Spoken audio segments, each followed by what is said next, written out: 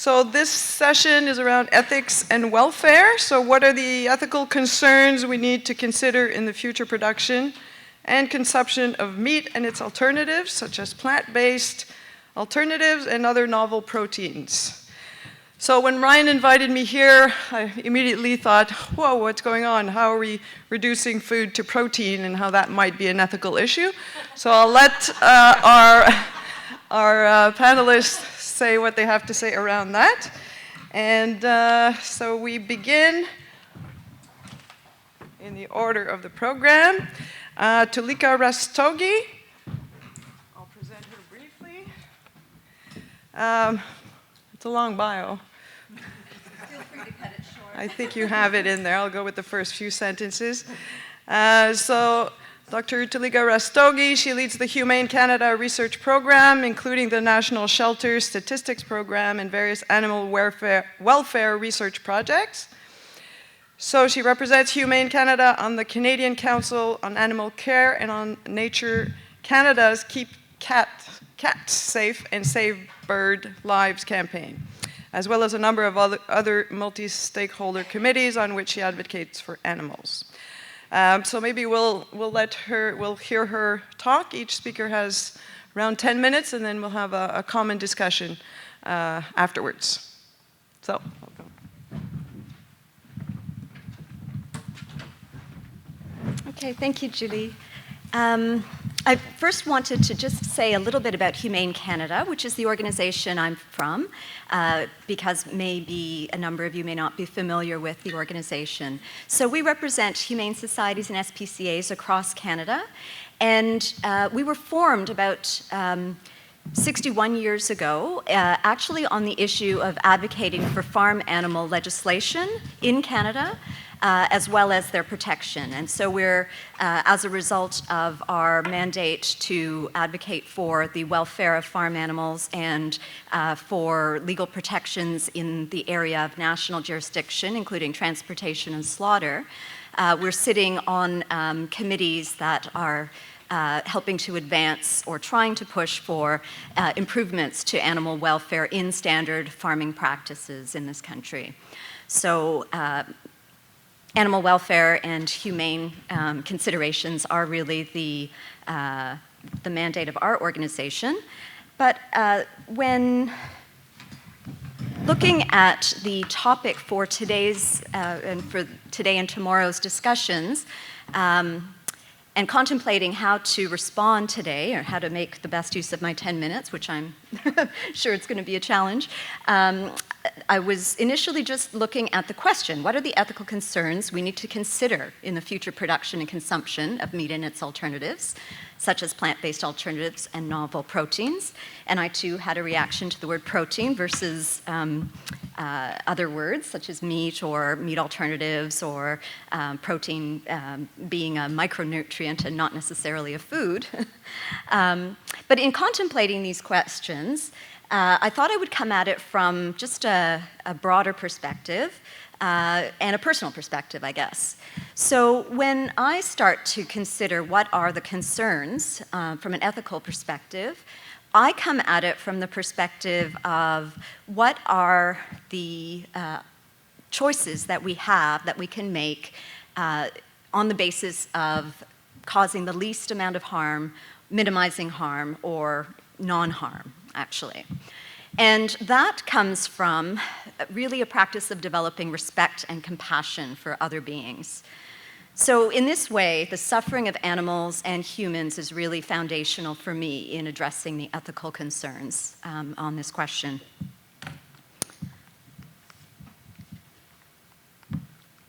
So I'll start off actually thinking about three different broad areas that impact on the harm of other beings. So first of all, health. Health is something that I've broken down here as, the health of the individual who's eating, the health of the food itself, the health of the community surrounding that food production system or the individuals in the society, and the health of the planet. And really that's a bit of a One Health concept, if you're familiar with that. The idea that the health of our our animals, of people, and of the environment are key to a healthy society, healthy environment.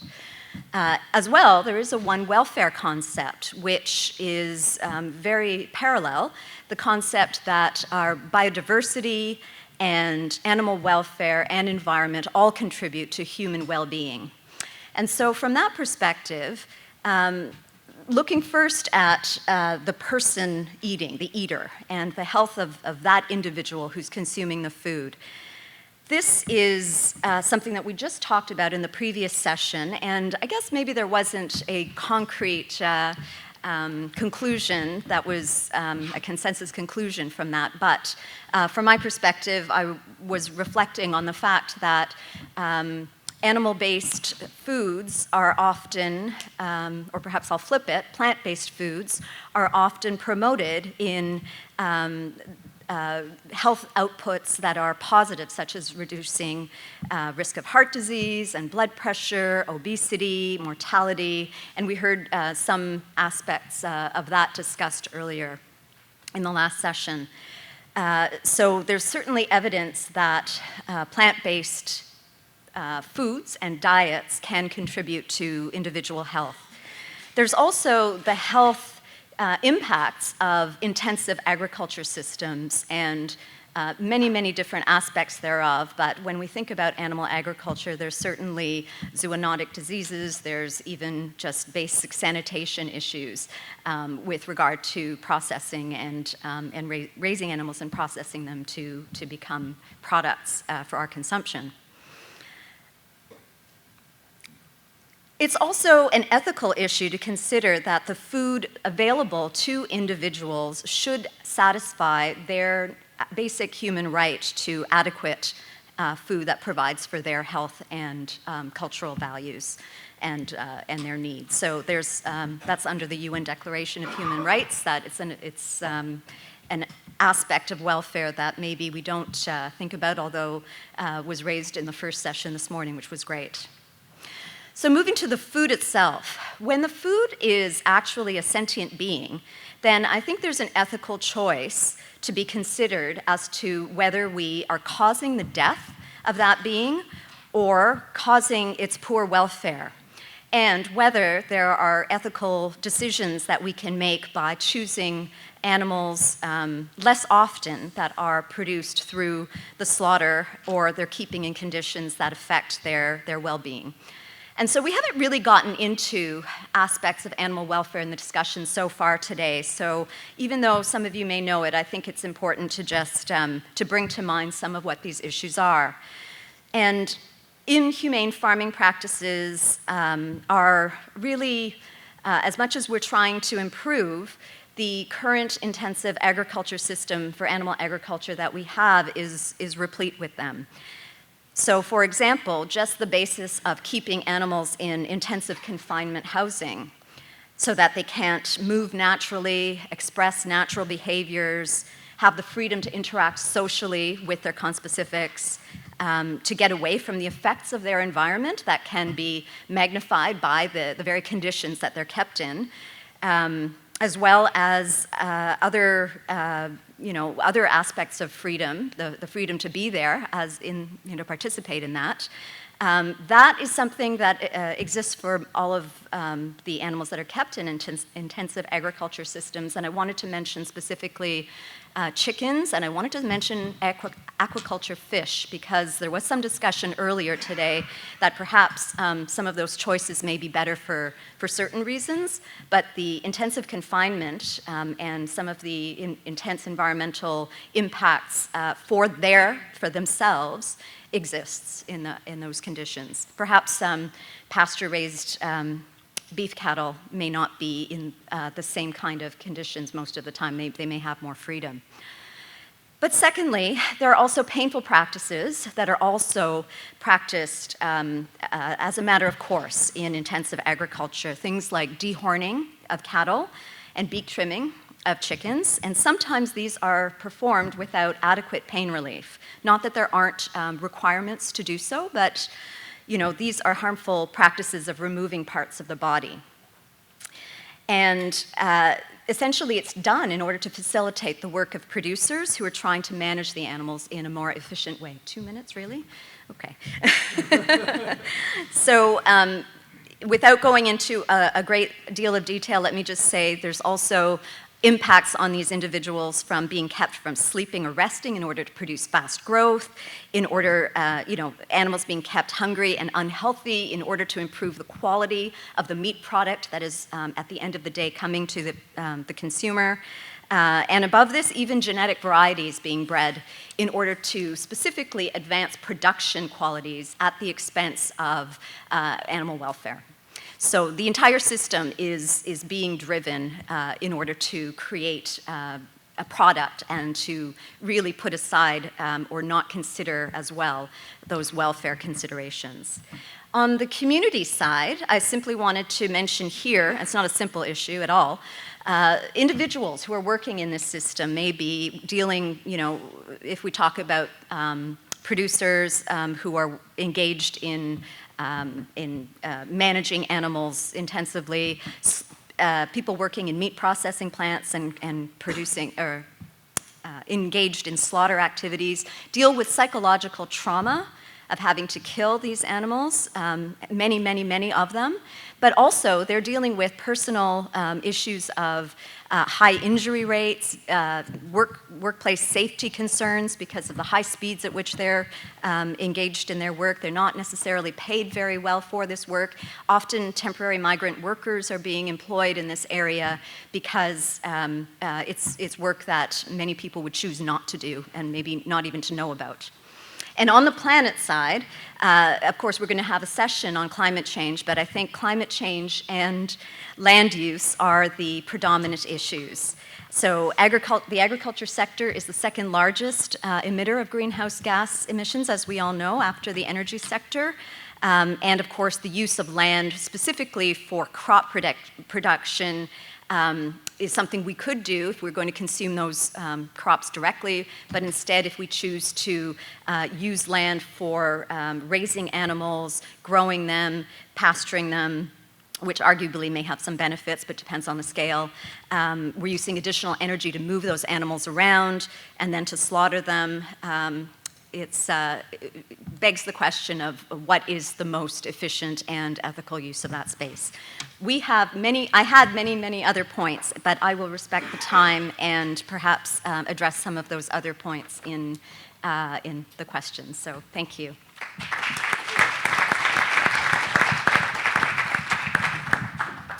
All right, thank you very much.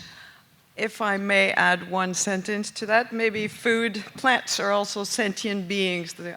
I'm here, thank you. Okay, I said it, it's been said.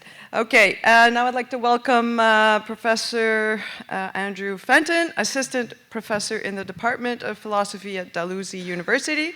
He's been an active member of the NTE Impact Ethics.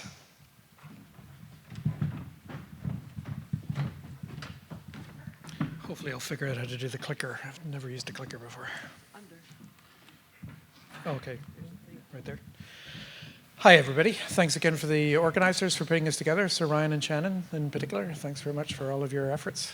So I don't see my slides up yet. I guess they're on their way. So I'll give you a preamble. So I'm going to be foregrounding my considerations or situating them in concerns about welfare. There are different ways to do animal health ethics than welfare orientation. So this is going to reflect my work in bioethics. I work in both research bioethics, human and animal, as well as animal and human bioethics. So we'll see if they appear. That is not one of my slides. Though the embrace of the ecological scene is good. I'm not counting the times. Oh, good. Great. Should I stop my timer? I guess so. Oh, that's me. That's definitely me. Great. Thank you. Thank you. Oh, sure. Well, I should be fine. I think. God, I'm going to be held. I have to hold myself accountable here.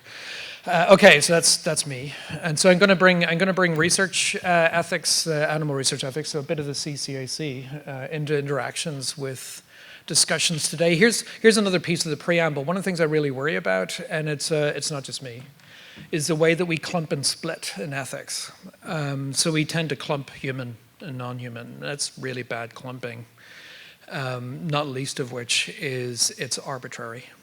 And of course drips of self-interest. And so there's conflicts of interest dripping in this area or floating in the air in this area, and it should worry us when we have that in play. But that kind of clumping and splitting is a real worry. Another splitting that I worry about is agricultural ethics versus research ethics versus zoo ethics versus companion animal ethics. Those are commonly split and work within sometimes very different ethical frameworks. And it doesn't come down to differences of specificity, which is a fancy philosophical way of saying it doesn't come down to them all sharing fundamental principles and then the details differ because of the domain of use. That's not what's going on. So let me walk you through animal research ethics. So here's a cover of one of the editions of William Russell and Rex Burst's The Principles of Humane Experimental Technique. This is where you find the 3 R's if you know anything about animal research ethics. This is the replacement, reduction, and refinement. Replacement comes in 2 forms, relative and absolute, for Russell and Birch. Russell and Birch were only focused in on vertebrates in their book. They are only concerned with sentient animals, and vertebrates were the best case for them at the time, though they recognized some cephalopods in their book, just didn't include them. But replacement has to do with replacing animals, sentient animals, with non-sentient models. That can be relative, and that can include pithed frogs, or non-survival experiments, or non-recover experiments where you have an animal that's under anesthesia and they will never be conscious again, right? Versus the absolute replacement, which is replacing sentient animals entirely.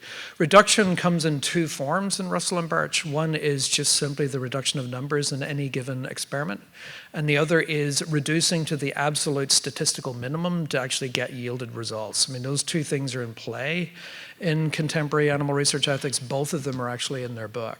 Refinement has to do with welfare. So this is where welfare comes in.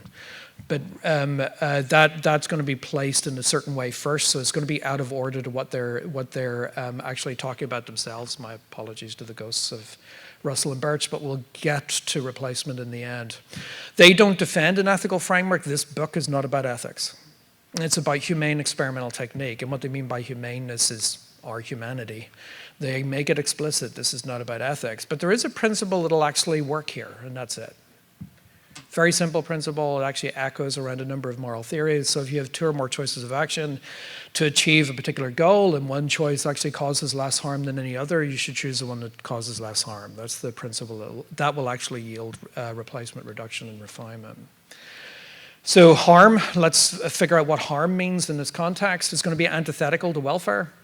Think of harm in these kinds of classes. So you get pain, stress, and distress. This is the language that people like Russell and Birch used in their book. Unless we're talking about therapeutic or veterinary causes of harm, if they actually have no benefit to the individual harmed, that's antithetical to their welfare. Their welfare takes a hit in that kind of context. This principle will actually work in agriculture, so there's no reason to split this principle. It's a principle that will actually, it can govern both. So if you have 2 or more choices of action to achieve a given end and one choice causes less harm, that's the one you should do, right? This is very weird implications in agriculture, as I hope I'll show. But this actually then quickly intersects with rather traditional conversations of debeaking and dehorning were actually briefly mentioned. These are very traditional ways of actually engaging animal agriculture, even though, as Toolika said, farming's complicated. I mean, this often comes out of industrial farming rather than extensive farming. Here's some ways of actually approaching welfare within this context. All of these are in play. Some folks, particularly veterinarians, will lean towards things like healthy life and long life, but as a number of you know in your human bioethics, there's worse things than death, and some long lives are not worth living. It's the quality of life, not the length of life that matters. Productivity, of course, will have a hit or relevance. In agriculture, the reduction or elimination of physiological markers of stress, that's going to scope over agriculture and research. Enriched life, this is one that industrial farming fails on, right? You're talking about physical enrichment and social enrichment. right? That's just Enrichment 101 within animal research ethics. It should be Enrichment 101 in agricultural ethics, but it's not. A life worth living, right? There's one that animal researchers are taking much more seriously, and one that, again, spreads over domains of use. A combination can actually work here. So 5 freedoms. This is an example of, there's the list of the 5 freedoms there from the SPCA. This is an example of a welfare-based ethic in agriculture. Here's a little bit of its history. So it's that formulation of the 5 freedoms was found in the UK's Farm Animal Welfare Council report in '79. It has a precursor in the Bramble report. It's just not as developed in the Bramble report. The 3R framework, this sort of talk about 5 freedoms falls under refinement, nothing else. Well, what does that show? As a number of animal researchers are well aware, and trust me, it actually makes them quite angry and frustrated that this is the case given the way animal research gets talked about, is they're under a greater moral burden than animal agriculturalists. Because you'll notice that there's not the same pressure on reduction and replacement. And you've been seeing it enacted in the sessions today, right? Reduction and replacement gets discussed, but it doesn't have the same cachet, it doesn't have the same weight as in animal research, and that's because the ethical burden is different, but not for good reasons, right? And so what the 3Rs is doing in animal research, the importance of it is really the least that they can do for their animals. Again, this is a welfare discussion. If we were talking about animal ethics writ large, we move beyond welfare. But the animal scientists I talk to and know and engage with, as I assure them when I talk to them, this is the least they can do. It's not the most they can do. But even this least is not in play in agricultural ethics. And that's a problem. So here's a number of ways to start leveling the burdens, that is the ethical burdens of those working in these different domains of use. One is to talk about reducing meat and dairy intake, that is consumption. There's going to be problems to doing this in agriculture. Unlike in research ethics, there's a couple of things that will actually be really important in shaping their ethic. It's the outcome is going to shape it. They're either trying to model a pathology or a condition, or they're trying to actually model an intervention. And so they can do their replacement, reduction, and refinement around those outcomes. Because farming is a growth industry, that's really hard. Right? Because the outcome is to actually meet market need. We need to re-envision animal agriculture to actually start to move in this direction of bringing back together frameworks that are irrationally apart. And one of the ways to do this is to re-see the outcomes of animal agriculture. It has to do with need. And it has to do with eliminating negative states like starvation and hunger. Right? Once we do that, then we can start bringing in reduction and replacement. We do need to deal with food loss, waste, and surplus, loss happening in the food production cycle, waste at the retail section, and consumer context, and then surplus. If you haven't been noticing some of the news about the milk dumps in the United States recently, that's an example of milk that didn't need to be produced. That would be unconscionable use of animals in research, right? Reduction, then you can actually try and get more out of any one animal. You see this happen in animal research to the ill welfare of the animals being used. You can see this in agriculture as we have artificially selected dairy cows to produce more and more milk. Associated with things like lameness, mastitis. Oh, there's mine. That's me now misbehaving. So let me actually go through this very quickly to try and actually get, I can't stop that. It's very bad. Okay, there, it stopped. So replacement, we can actually start talking about these kinds of discussions. This is where it takes you weirdly in welfare discussions. If you take this very seriously, as we move from animal welfare and research ethics to agricultural ethics, we can talk about welfare-enhancing agricultural animals, reducing their pain capacity, reducing their sentience capacity, going for edible insects, which can be intensified in use without the same kinds of harm profiles that you will see in intensifying mammals, right? And so here's some of the conclusions. We need a way to actually reframe animal agricultural ethics to actually reflect less splitting and more clumping. Reduction can play a part here, refinement can play a part here, replacement always had the priority in the 3 Rs. If you can do it without animals, you should, and that has to do with harm, again, welfare.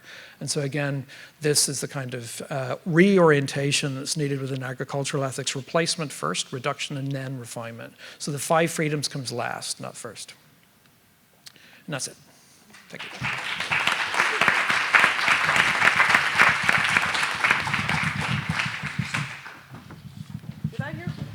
Did I hear correctly that the replacement is with the non-sentient assumed to be the plants? Is that no, you could No. actually do non-sentient in terms of reducing the sentience of an. I mean, for mammals, stopping their neural tube from folding, so they're anencephalic. Okay. That would do it. Okay, a discussion itself. Okay, so now I'll welcome second philosopher we have on the panel, Dr. Bruckner, who's associate professor in philosophy at Penn State University, New Kensington. His research publications are mainly in ethics and focus on a variety of theoretical and applied issues, especially human well-being and animal and food ethics. I think this is relevant. He and his wife live on a small Pennsylvania farm where they raise vegetables and livestock, hunt deer, and collect roadkill for consumption. So.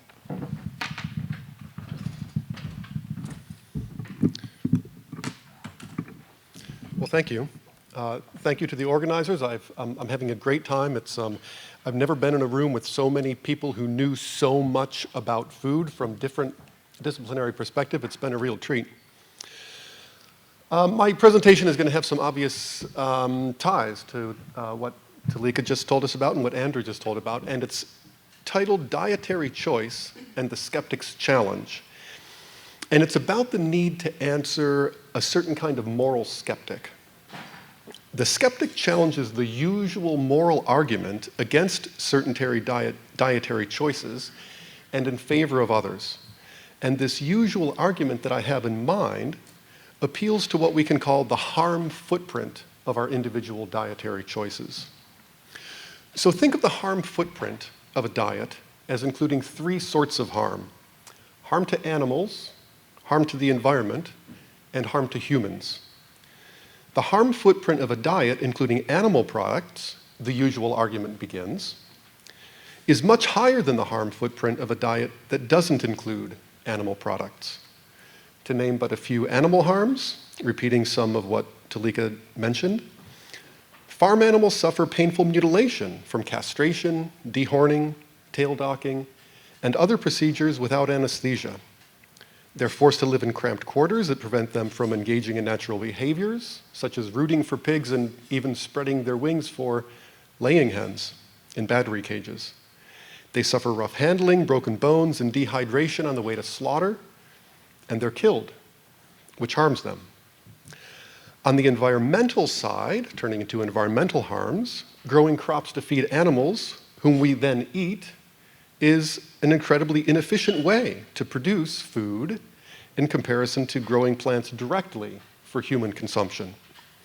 And this results in harm to the environment for the vast waste of land, water, and fossil fuel. Fertilizers and manure harm the environment by polluting. Ruminants pollute by producing a large volume of greenhouse gas. And finally, humans are harmed by animal agriculture due to harm to the environment, as well as the increased risk of certain diseases from overconsumption of some animal products. They're also harmed in dangerous farm and slaughterhouse work. Most of this harm, all of this harm, that this usual argument rehearses, most of this harm is unnecessary. For consuming protein from other sources, including plants, clean meat, and insects, is a viable and less harmful alternative.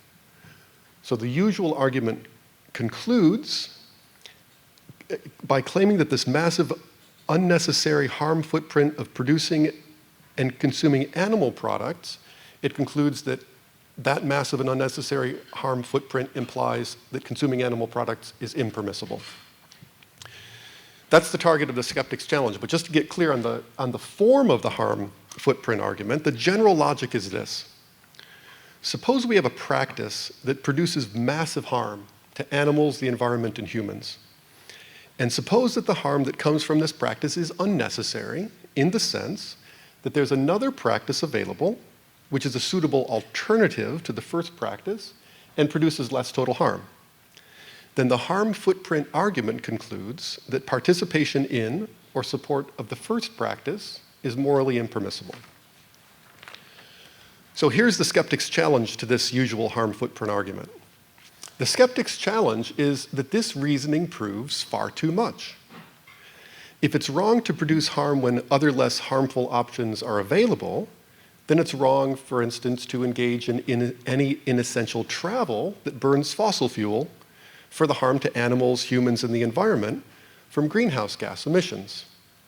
Travel to this conference would be wrong because we could have exchanged these ideas in an online video conference. That's the alternative practice that's a suitable alternative. But we're all here, so presumably we don't think it's wrong. The skeptic continues, if harm minimization reasoning is good, then keeping pets is wrong. There are so many dogs and cats in the US, as a matter of fact, that they consume 25% of all of the products of animal agriculture that are produced in the US. And even if these pets were fed a vegan diet, producing crops to feed pets still causes massive harm. It causes harm to the environment by using land, water, fertilizer, and fossil fuel. It causes harm to field animals by killing or maiming the field animals in the process of field operations for cropping. For similar reasons, if harm minimization reasoning is good, then drinking alcohol is wrong. Plant agriculture needed to produce alcohol takes up about 54 million acres worldwide.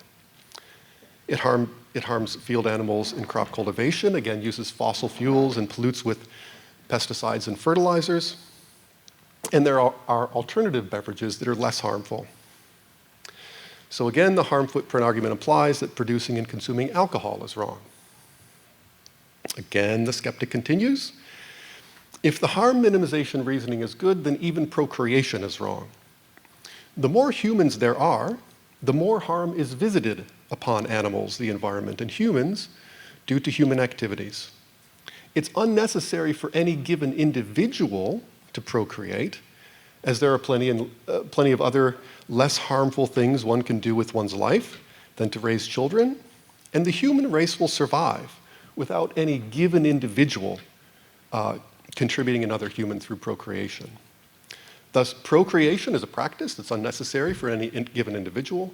It's massively harmful to animals, the environment, and humans, and it follows by harm minimization reasoning that engaging in that practice is morally impermissible. Okay, let's take stock. So I rehearsed the usual harm-based argument against the products of animal agriculture and in favor of alternative protein sources. And we just considered the skeptic's response to this reasoning, which is that if harm minimization reasoning is good, then it follows that a vast array of common lifestyle practices is wrong. Since we don't think these practices are wrong, there must be something wrong with the usual harm minimization argument.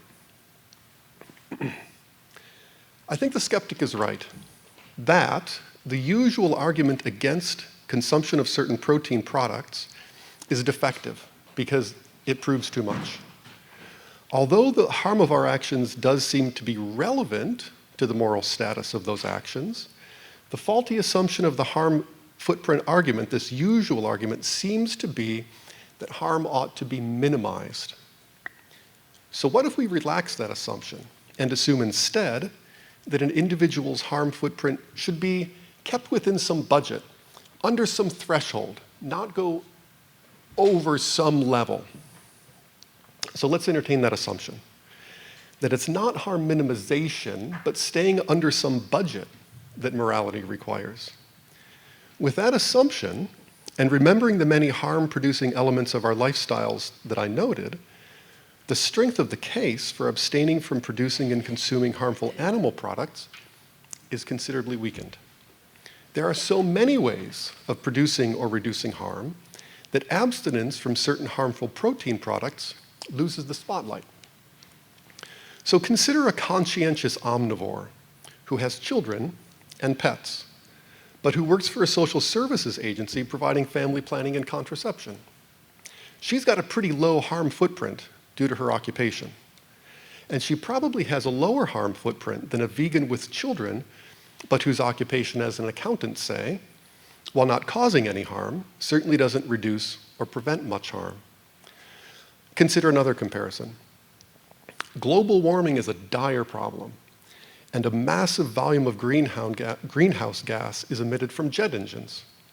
Depending on the details and all else equal, a vegan who takes more than one intercontinental round-trip flight each year may have a higher harm footprint than a very conscientious omnivore who travels only locally through low-carbon means.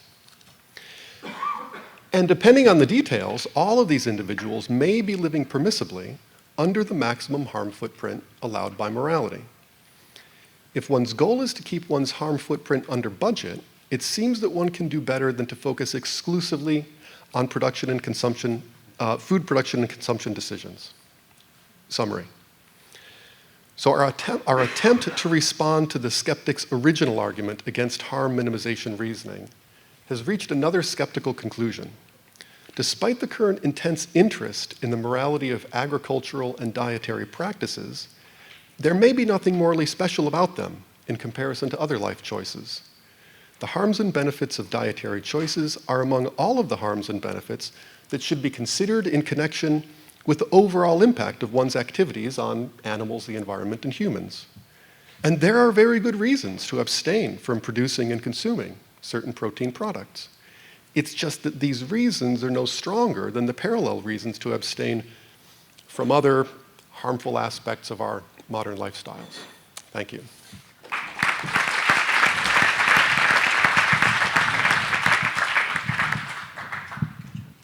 All right, thank you very much. And for our final speaker, and then we'll open up the room for discussion, we have Tovar Cerulli, author of The Mindful Carnivore, which has earned praise from hunters, ecologists, and vegetarians alike. He's also the director with the social change communication firm, Metropolitan Group, and has a PhD in communication from the University of Massachusetts, Amherst.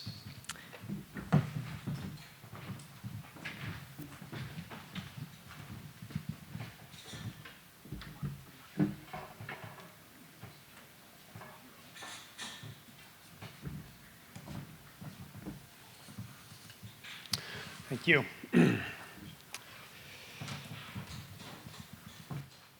What are the ethical concerns we need to consider in the future production and consumption of meat and its alternatives?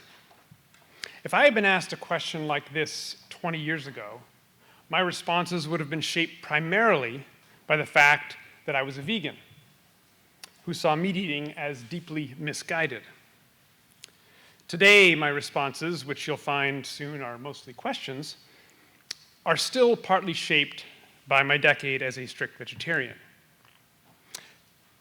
My responses are also shaped by the fact that I am now a hunter, and that for most of the past decade, my freezer has been well stocked with venison. So I stand here with a foot in each of these two worlds. And these worlds have informed my efforts to foster insight and collaboration among different ways of understanding our relationships with animals and with the larger natural world. And they inform my current work with Metropolitan Group, helping organizations in the overlapping fields of environmental conservation, public health, and social justice to communicate strategically and build public will. When I reflect on the ethical concerns we need to consider in the future production and consumption of these foods, my first instinct is to say, well, we should consider all of them. And those I'm about to suggest do not, by any stretch of the imagination, constitute a complete list, and many have already been suggested in earlier panels and by the previous speakers here. How I break them down will sound very familiar.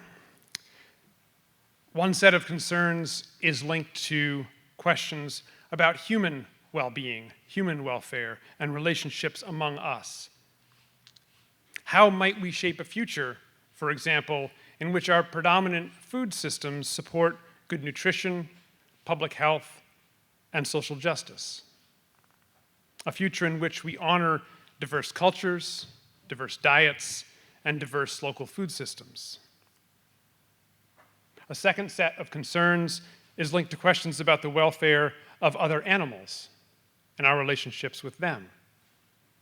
How might we shape a future in which our predominant food systems treat other sentient beings with respect?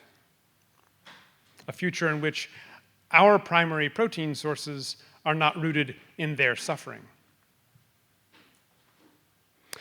A third set of concerns is linked to questions about ecological well-being. How might we shape a future in which our food systems support planetary health? A future in which our eating is compatible with the integrity of ecosystems? How, in short, might we shape a future in which our food systems contribute to the well-being of all? A future in which our eating supports good relationships with each other, with other animals, and with the larger-than-human natural world. In this forum and others, it is my hope that we can together think about these not as separate, specific concerns, but rather as an interconnected web of concerns. It is my hope that we can together recognize that we are exploring not only technical and material questions about the food we produce, how we produce it, and how we consume it. It's my hope that we can together also explore questions about how we think and feel and relate. And indeed, I think we've already begun some of that exploration here today. Most broadly, it is my hope that we can together consider what values and relationships our food systems and our eating honor. So today and into the future, it's my hope that we can together ask, is our eating guided by an ethic of respect for each other animals, and the larger natural world? Are our food systems rooted in humility or arrogance, in compassion or callousness? From small farms to industrial scale operations, from insects to soybeans, from hunting deer in boreal forests to culturing cells in laboratories, what values and relationships do our ways of procuring food express? What values and relationships do they reinforce and create? Do our approaches to food connect us or alienate us? What are the implications for all of us, humans, other animals, and the larger natural world? Let's assume, for example, that laboratory meat has significant benefits in terms of animal welfare, ecological footprint, and even human health. It's my hope that we can together ask what other implications it might have in terms of values and relationships. Might sourcing protein from laboratories remove us even farther from a sense of belonging to the natural world, a world of air, soil, and water, of leafy plants and living, breathing things? Or are most of us already so disconnected from that this step would make little difference? What might it mean to dispel the quandary that human omnivores have faced for millennia, the moral difficulty inherent in taking an animal's life? Might lab meat provide a welcome resolution to that difficulty? Or might it contribute to a growing forgetfulness about the fact that other animals are, like us, more than mere flesh? I think here of words penned by the late ecofeminist philosopher Val Plumwood. She wrote that she was a vegetarian at the time, not because she considered predation, quote, demonic and impure, but because she objected, quote, to the reduction of animal lives in factory farming systems that treat them as living meat. Reflecting on her own experience of being attacked by a crocodile, she had come to the conclusion that, quote, not just humans, but any creature can make the same claim to be more than just food. We are edible, she wrote, but we are also much more than edible. Respectful, ecological eating must recognize both of these things. Her words speak to me both as a one-time vegetarian who sought respectful ecological eating and as a hunter who seeks the same. So it is with her words and these values in mind that I ask us to consider the future of food. It is with her words and these values in mind that I ask us to consider meat and other foods, other proteins, not only in terms of production and consumption, but also in terms of relationship. It is with her words and these values in mind that I ask us together to consider the potential paths forward. Thank you.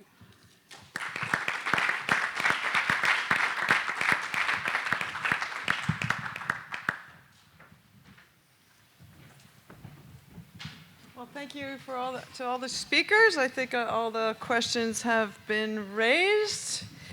Issues of interconnected worlds, thresholds, humility or arrogance, connect or alienate, if protein takes us further away from these connections or not. Floor is open. Yep. So I think predominantly for the two. Two in the middle.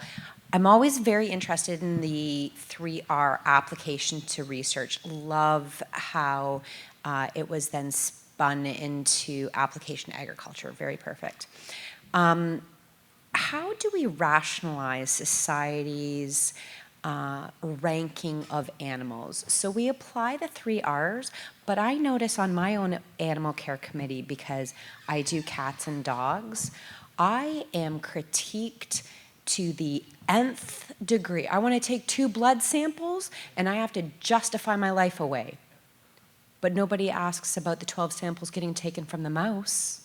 And that mouse is no more sentient or no less sentient than the cats and dogs I work with. So can you kind of help me rationalize that? Because I think that's also why we're in a beef debate and we're not as much in a chicken or fish debate. They don't look like us. Okay, well, I'll go first. That's okay? Okay. Great question. I'm very sympathetic. I mean, one of my friends who's a mouse researcher in Stanford, he'd be clapping as you ask that question. I mean, if you know the history of the legislation on this, so you know, the United Kingdom was the first to bring in anti-cruelty laws in the 1870s. They were focused in on the charismatic animals like horses and dogs and cats. That's always been at the forefront because those are the animals that are most closest to us. Mice tend to be associated with pest species. So I think this is a social problem. It's not a reflective ethical position.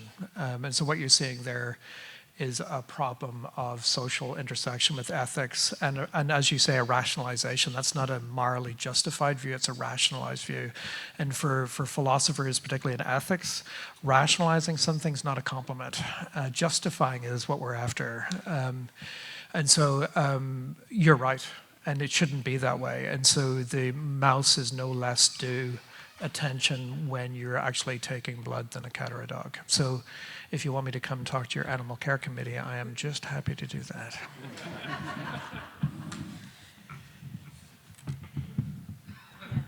So is that on? Okay. Yeah, so I too completely understand the dichotomy that you're talking about. And in fact, there have been studies done that have looked at public's favorability towards doing research on various different species, and cats and dogs and non-human primates always come out to be of greater concern than with mice and rats towards the bottom of the spectrum, and fish. Even though those animals, by the way, are being used at far, far greater numbers on a different scale, really. And so I totally see what you're saying, and I'm not sure I can respond with anything other than I think that we need to start with bringing people have affinities and interactions with certain species. They can see that, and maybe working on extending that view of these animals not being different, even especially if we're talking about just the mammals.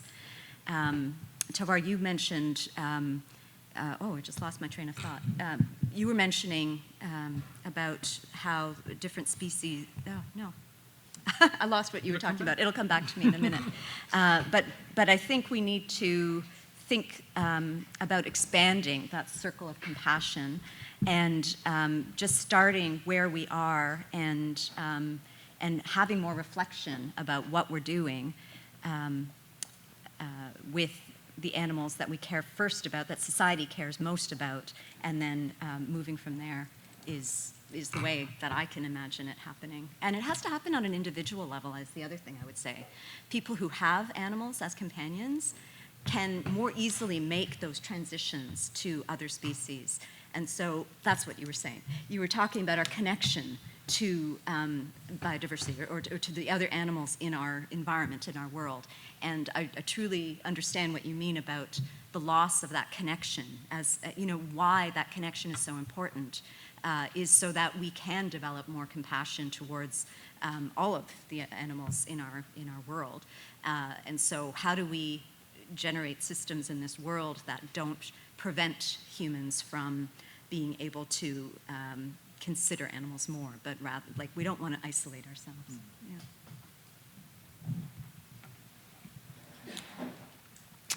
Well, thanks for the eloquence. We have a challenge before us to try and answer the question about feeding the world sustainably, and protein was a bit of the lens, but it could be broader.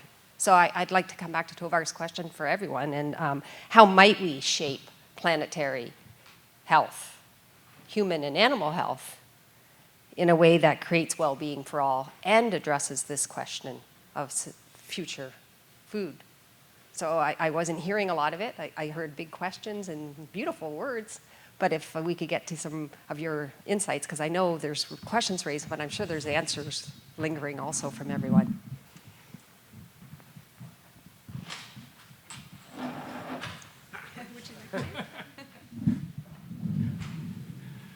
So, I don't have a lot of answers on that. I mean, I'm not a policy expert or a, specialist in agricultural supply chains or any of these things.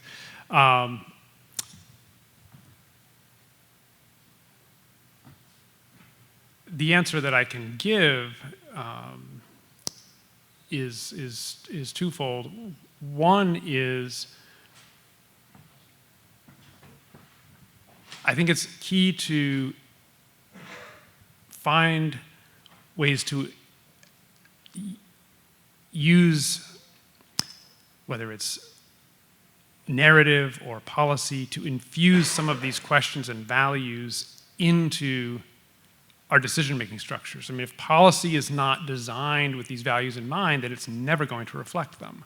So whether that's through the political process or through social movements that have, a real powerful narrative that can start to infuse some of these questions and values into the process. I mean, there's very elaborate, economic and political processes that create these systems, right?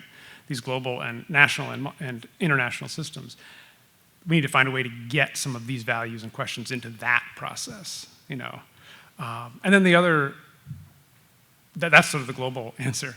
The small answer is that, and this goes back to something I think that Hugo said this morning, that there are lots of local food systems too. It's not just these giant national and multinational systems, right? There's also lots of local food systems. And in those places, I think we can find really valuable models to encourage and support. And I think change is maybe more accessible at that scale where it's needed. So just to jump in, it's a lovely question. So because I work in bioethics, I have to work with issues of policy. So here's some policy responses. We need to have more meetings like this. We need to have larger rooms. We need to have more people. So public discourse is part of the way to move forward. We've got to actually do this together because it's about coexistence on a shared planet. And no one gets to actually lay claim to that territory except us all. But that doesn't just include humans. Secondly, we have to start rethinking moral certitude. There's a lot of certainty around the splitting of humans and non-humans that shouldn't be there. When you talk to biologists about this, I just had a friend talk to this friend of mine who's at Stanford as a mouse researcher, wanted me to remind people there's no such thing as species in biology. It's a heuristic for breeding populations. What are you thinking when you split human and non-human? What are you doing when you do that? He describes it as biology 101. No biologist thinks species are real. So when you favor humans, what are you doing when you favor humans? That's the second thing. Third thing, and this comes out of feminism and critical reflection and things like warism, and it also comes out of my work in bioethics and pandemic ethics, is you've always got to think about the world that's after what you're making a decision about. So when you're thinking about war, what kind of world do you want after the war? That'll tell you something about how you fight it. What do you want as a society after you actually put a pandemic plan into action to respond to a public health threat like a lethal pandemic? Do you want to have a society that doesn't trust their hospitals? Do you want to have a society that doesn't trust their healthcare workers? Because that'll tell you how they deal with a pandemic. What do we want to do here? Well, we're losing this planet, and we're losing this planet at increasing speed. What do we want to do now to make sure that the planet we create is one we want to live in and one we want our grandchildren to live in? And those are the three things I would say for policymakers. Hi, I have a couple questions. One is, I question, is sentience really the best marker as to whether or not a life is worth keeping alive or killing? When we look at crop agriculture, we look at the tilling of the soil, the annihilation of an entire ecosystem. We're losing our bee populations with chemical ag, and I just wonder, when we think about least harm, and if a mouse is the same value of life as a cow that can produce 500 pounds of meat, maybe according to the principle of least harm, then a large ruminant raised on grass in an ecosystem that was never disturbed could be less harm than a completely plant-based diet. I just want to get your opinions on that.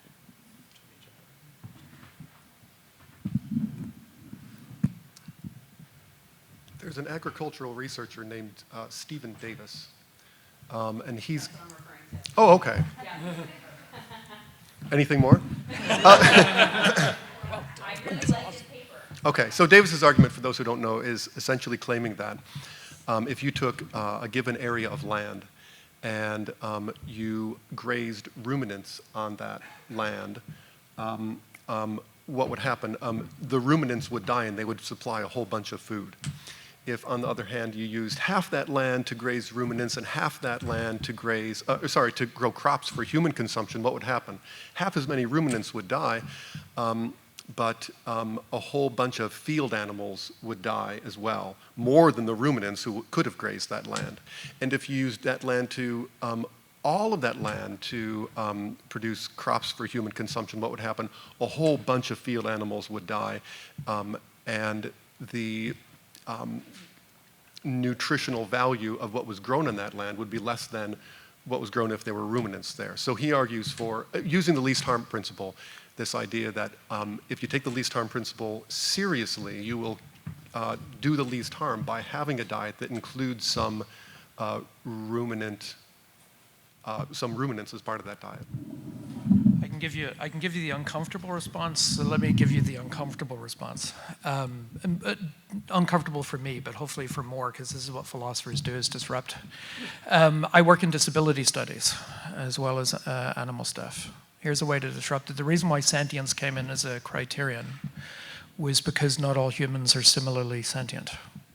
Not all humans are similarly cognitive. Not all humans are similarly metacognitive. And metacognition was what we tended to favor in ethics, and it still is. People will talk about self-awareness and self-consciousness.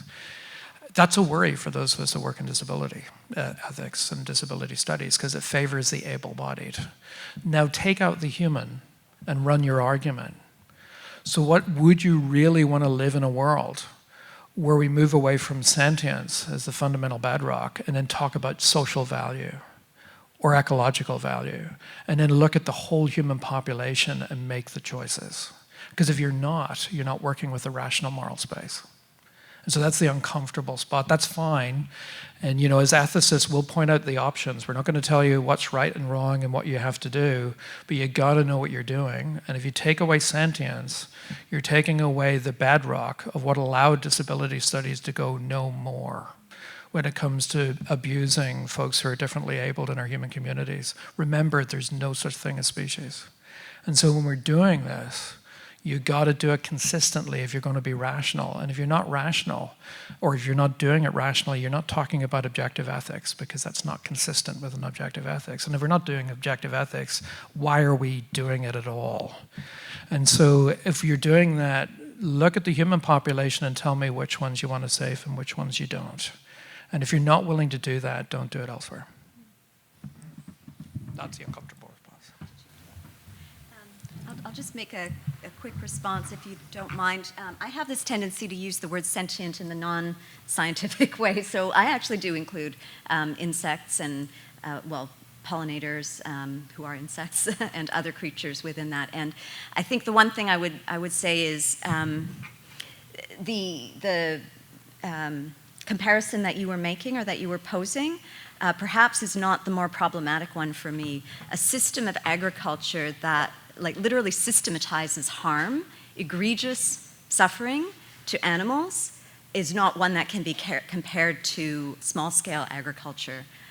There is a difference in the level of harm that we're creating in those when we compare those two systems.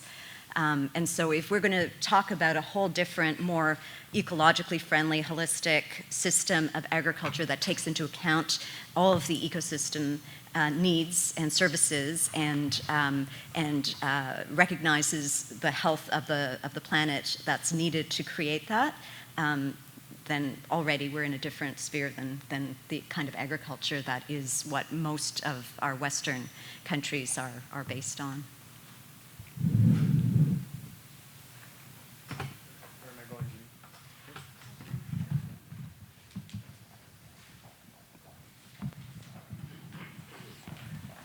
Oh, thank you.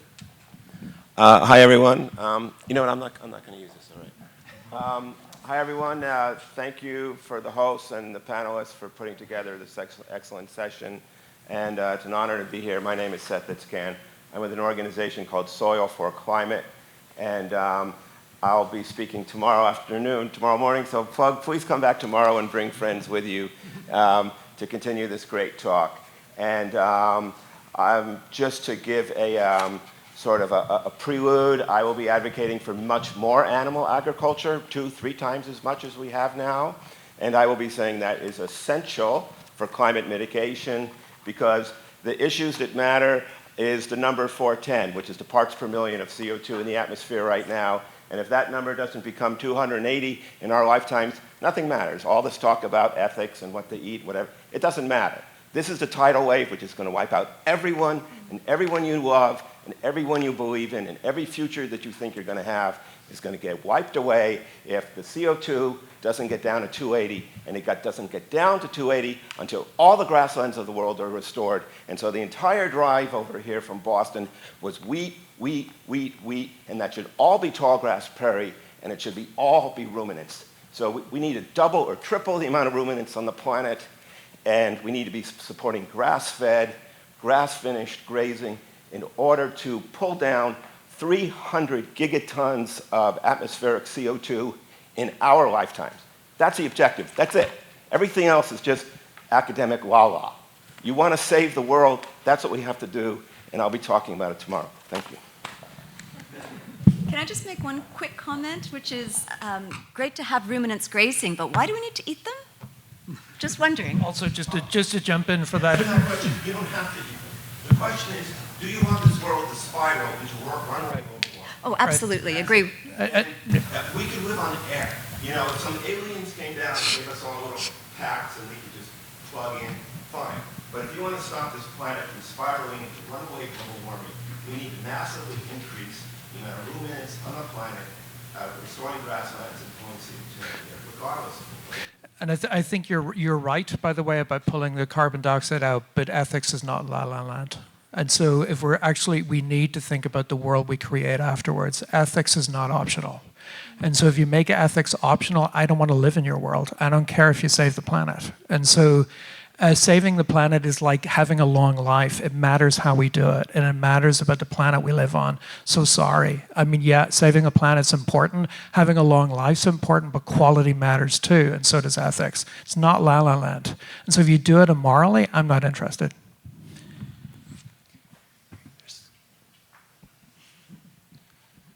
Thanks for that comment, because I got to the real privilege of spending time with the First Nations community, and I would never sit here speaking on their behalf.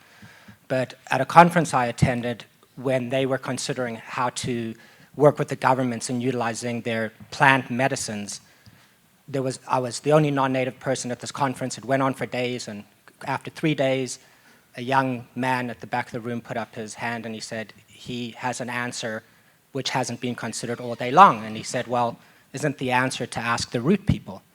Now, I'm a pretty traveled person, maybe not as some in this room, but we didn't have Google at the time, and I'm trying to figure out who these root people are. This is the spiritual ethics. We've really been talking about physical ethics. The root people are the plants. And he was saying, why are humans deciding what we should do with the plants? If we pray, we can ask the plants how they want to be treated. So that's just some reflection in that consideration that is very physical. There's the physical ethics of things, and then what are the spiritual ethics? If we harm animals and we eat that meat, is there impact on our own spirituality or our own being that may manifest, somatize in a physical way? And thank you for reminding me why I love philosophers so much, because at the same time I understand exactly what you're saying and have no idea. Say no to moral certitude. Can I just add to that about spirituality? So my undergraduate major was in religious studies, so I specialized in South Asian religious traditions and philosophies. If we were having a religious studies workshop on this would be a very different discussion. The ontology and framework of ethics in Indian philosophies, among the many Buddhisms, Hinduisms, and in Jainism, would take us in a very different direction than what we're taking here. Yeah, we would not have this hierarchy of life from Aristotle to minerals and plants and fauna. We would listen to somebody else, because humans cause this problem. They're maybe not the best ones to resolve it. Yeah. Sorry.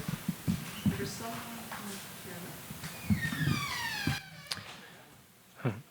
Well, maybe I'll jump in with a question there. There was some discussion in the first panel, and we'll probably be hearing more about it, about regenerative agriculture. And I'm wondering if you can touch a little bit more about how that might be a solution, along the line of Kathleen's question, to think about how we can have a system of agri-food production that returns, that engages producers in a more wholesome way with the beings that they're working with, plant, insect, mammalian, whatever it may be, in a more fruitful way, and whether that's a potential solution for you as far as you're concerned. I think it is. Insofar as we're concerned about harm production, that's one way we can move forward in food production through our agricultural practices, through regenerative agriculture, by trying to do agriculture, animal agriculture, and plant agriculture in such a way that we're not trying to fight nature or compete with nature, but we're trying to cooperate with nature and do things like nature does, by building soil health, by taking advantage of the interplay between species and the benefits that different species and plants can have on each other. So it seems like if our priority is harm reduction, and that's one of the things we want to do, then that's one way to do it.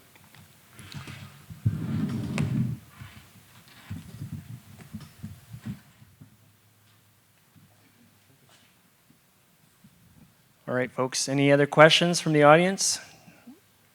We can also have the panelists if they have any things to add. For your first name, Tovar. You get Tovar. Thanks for. I really enjoyed this panel. I was just reading one of Donald's chapters last night, which is basically on this argument. It's a lovely argument. Thank you. Yeah.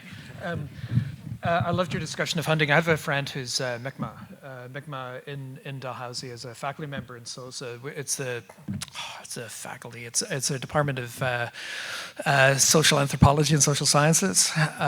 But she's also a vegan, and so she talks to fellow Mi'kmaq about animal stuff. And one of the things that's interesting about hunting versus agriculture is this is a lovely debate, because there is something about treating a whole animal as an animal in their space when you hunt them responsibly. That's not true of far, far too much agriculture. Not the extensive stuff that folks are talking about here, that's a different discussion. But when you talk about most agriculture is not that. Most of the meat that we're actually exposed to is factory farm meat, right? And so the hunting stuff brings in a very, very different conversation. When you're actually engaging an animal where they've had a chance to get to an adulthood, where they have a chance to escape, where they've actually been enriched by their physical and social environments in ways that we cannot replicate. And this is true in zoo ethics. And one of the conversations in zoo ethics is the first thing to note is captivity is generally harmful. And the best we can do is give them a life worth living, and that's hard depending on the animal, depending how social they are and depending how large the animal is. And what's nice about hunting is you engage an animal in a way that is much, much, much more respectful than is true of intensified industrial agriculture. And so I just wanted to say that it's a very moving way of shifting focus. Yeah, I'll say that it depends on the hunter and how the hunting happens and a bunch of different things. What you remind me of is a line from a book by a guy named Bob Kimber, who lives over in Maine. I think it's called The Education of a Hunter-Gardener, I believe. I forget the main title of it off the top of my head. But he says that he's talking about the difference between raising an animal and killing it, which he's done, and hunting an animal. And he says, when you take the life of an animal that you've raised, you're exercising your property rights. And when you take the life of an animal that you've hunted, you're receiving a gift. Now, you can debate whether that's the right language for it, but there's a fundamentally different sort of relationship that is there.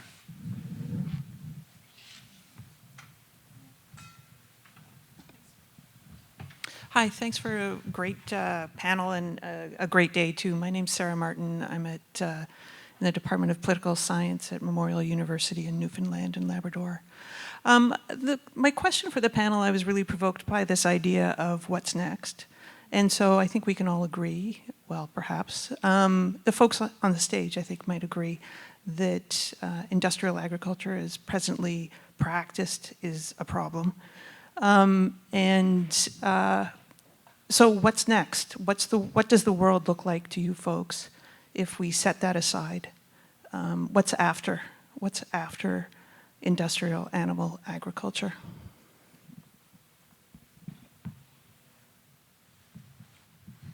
Who wants to go first? In terms of what we would hope to see happen?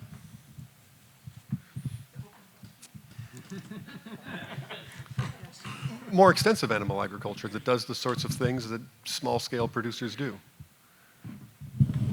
In my research ethics, I have been motivated by chimpanzee stuff. So my dissertation was on chimpanzee knowledge and chimpanzee epistemology. So I have them in mind when I say this. I'm worried about species extinction on this planet. I don't want to see a world without chimpanzees in it.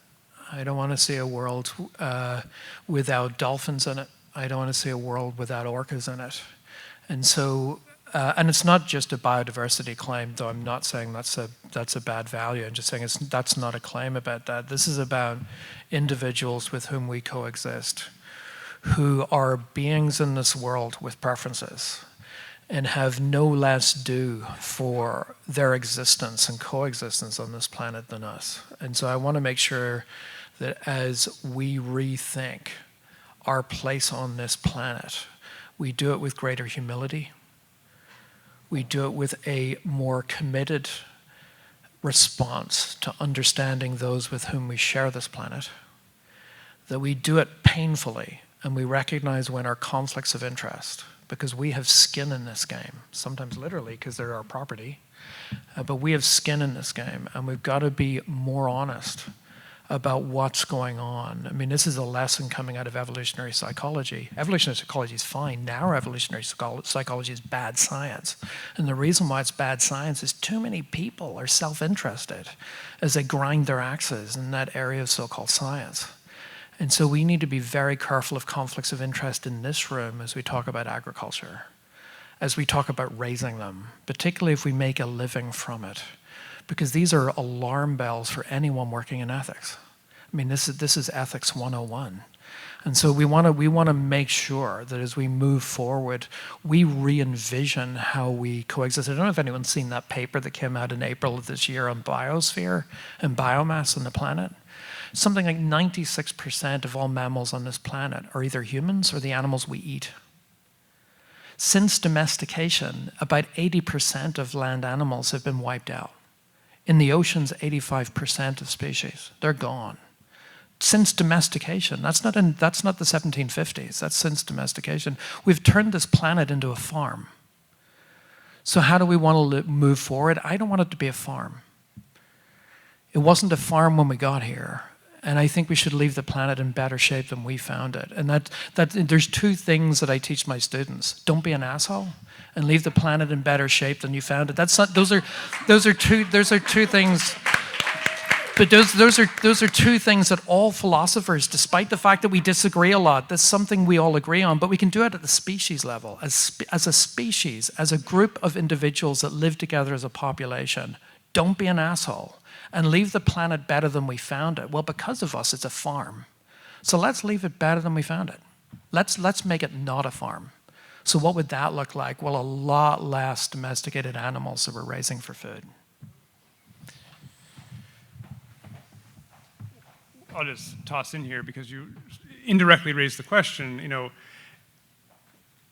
we have touched on this in various ways, but you know, the sheer fact of the global human population is so closely tied to these questions of how do we feed ourselves as a global human population, you know, and a rapidly expanding global human population is an ecological problem, it's an ethical problem, it's a big, big problem that we haven't really tackled here and probably, you know, won't on this panel obviously tackle in any depth, but it's a major factor.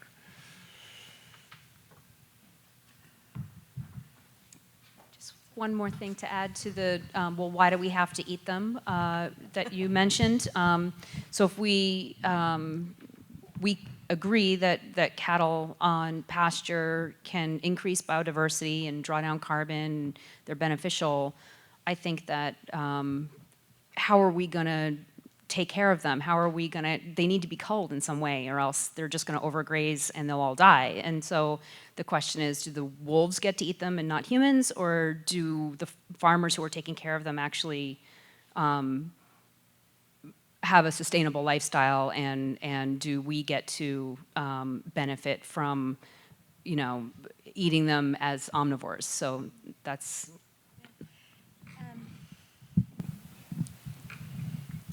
I guess one of the things I was thinking comes back to what Andrew was saying, which is, and maybe others as well, but very much so about the fact that we've created a system on this planet that is, like you said, fully a farm. But what about all of that biodiversity loss? What about all the species that used to graze and roam on this earth that we're now, or on the lands that we're now using for agriculture? Where did they go? Maybe they weren't native in every part of this country, but in other countries. So I guess my comment is coming from, we don't necessarily have to create a future where we are only maintaining a small number of farm species that then do all of the, and I'm not even sure if they could do, the ecological job that previously many species had been performing.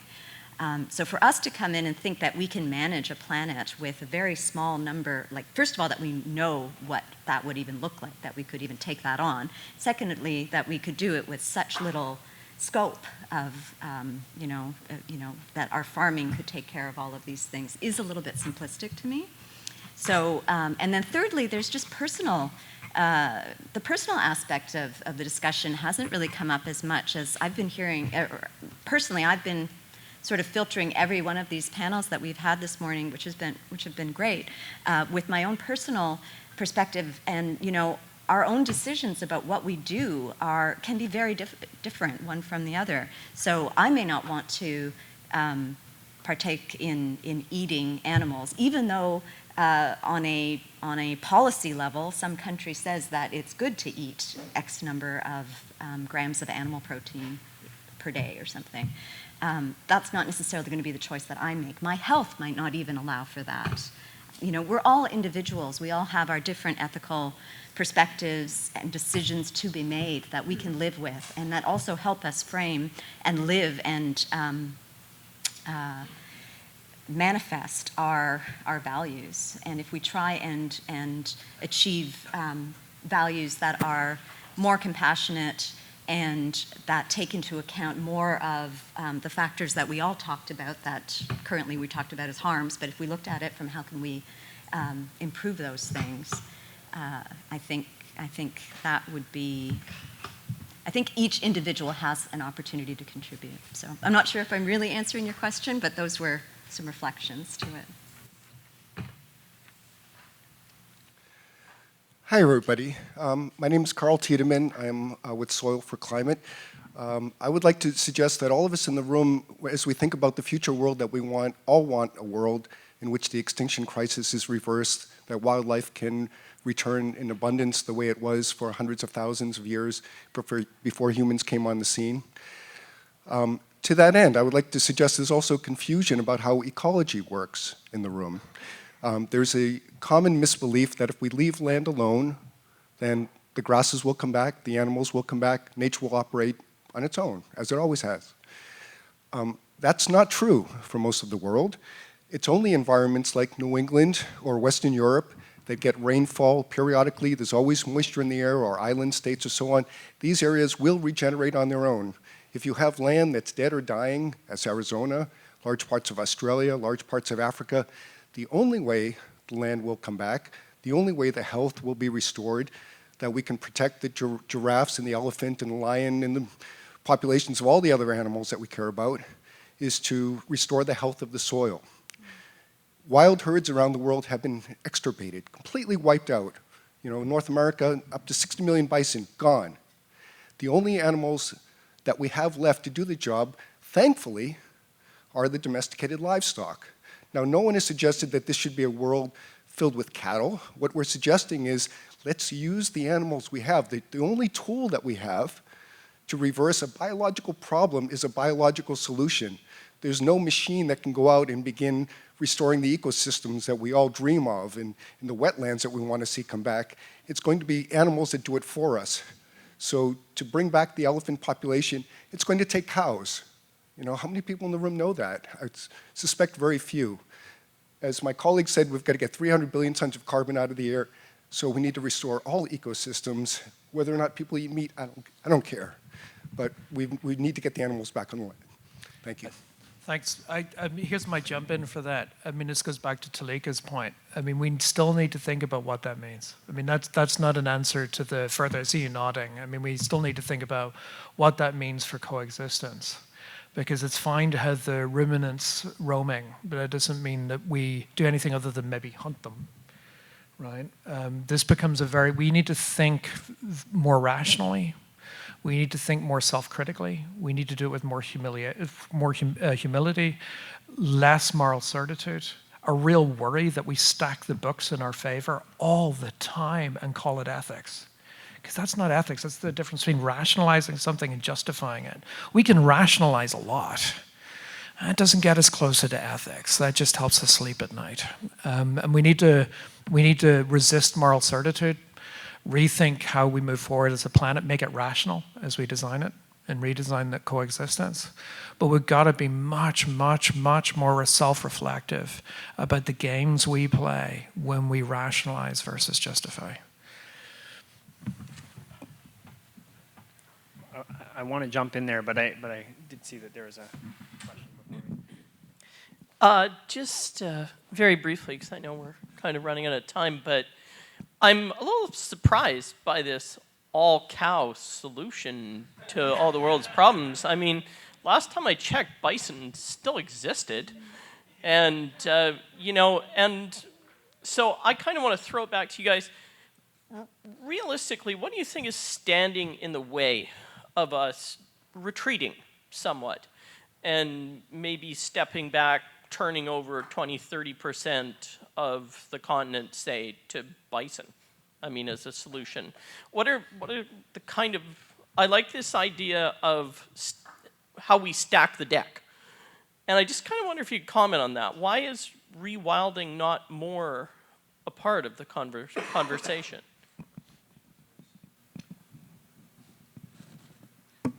You're echoing Mark Beckhoff here. I'm chums with Mark. I think rewilding's great. I think we need to have more meetings like this. I'm a philosopher. I'm an ethicist. I can't claim to be a scientist, and so we need to have more rooms like this. This is why what Ryan and Shannon has done is super great. We need to have more of these. We need to have bigger rooms. We need to have more people. We need to actually really challenge ourselves to think outside boxes. Sue Sherwin and Dale Jameson are the first to say, listen, what got us here was poor values, poor frameworks. We have very tribal ethics still. We need to get beyond tribalism, or we don't get to leave this planet. Right, and so I think we just need to have more of an honest discussion, and folks should be pushing us around and giving us a hard time and giving each other a hard time, and making sure that we actually think much more painfully about the rhetoric we use, the frameworks we use, because we keep coming back to us. Right? This made sense when we thought we were the center of the physical universe. That's the medieval period, by the way. Since then, because we're not the center of the universe, we're also not the center of the moral universe. That made sense when it was theology. That made sense when we thought we were in the divine image. I'm an atheist. I don't think we're in the divine image. I know human history. I know we're not in the divine image. But it made sense to think that we were the center of the moral universe when we were the center of the physical universe. We're not. And if you want to have a secular ethic, stop treating this like theology. Please stop treating this like theology.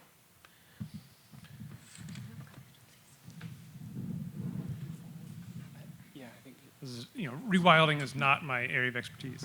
Fair warning.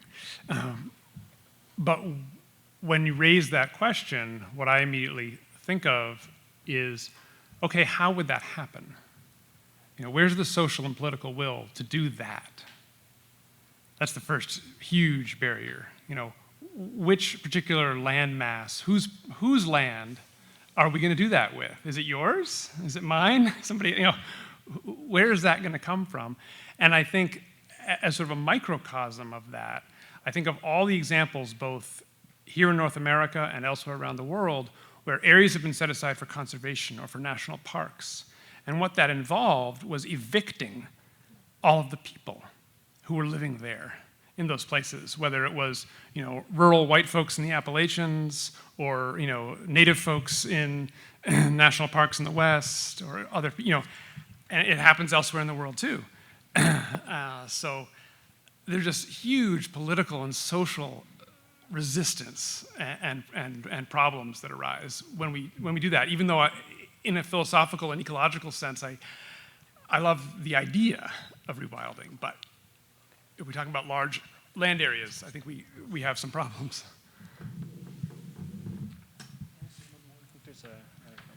Quick follow-up. Just to be clear, I was talking about rewilding. And the reason we can't use bison, although bison are being used, I got to tour a bison ranch in Colorado a couple of years ago, is the numbers. We only have about 500,000 bison, about 1% of what their estimated original population was. So that's the reason why they have a small role to play compared to cattle, which because they process so much grass and produce so much manure, are far more effective. But sheep and cows are also being used, but because of the much smaller animal size to a much lesser extent.